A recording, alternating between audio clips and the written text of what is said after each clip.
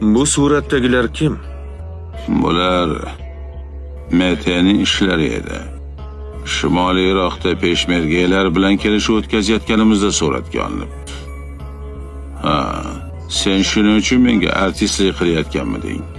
Bo'yim bog'liq ham peshmergami? Kim bu? Mana umi?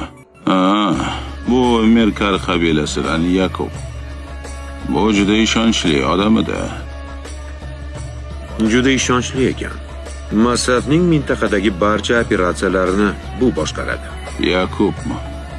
Meni laqillatmoqchimisiz? Nega laqillataylik? Bu odam Shamir. Nima? Mana shu hodisa kinoga olib chiqishgan. Pusuvni ko'rganmisizlar? Pusuvni? Pusuvda Qora degan xarakter bor, Qora. Qora o'zi hayotda yashil degan odam. Po'latni oldiga kelganda Po'lat aytadi, Yaqubni ko'rsatadi. Taniysanmi buni? Bu Yaqub toza odam bu deydi. Bu ashiratdan deydi. Bu bilan biz ko'p amallarga chiqqanmiz deydi. Deganda Po'lat aytadi, bu Yaqub emas, bu sionist deydi. Bu sionistlarning eng anaqasi Shamir deydi. Biz qomga ketib qoladi. Bu mana shu hodisa hayotda bo'lgan hodisa. O'sha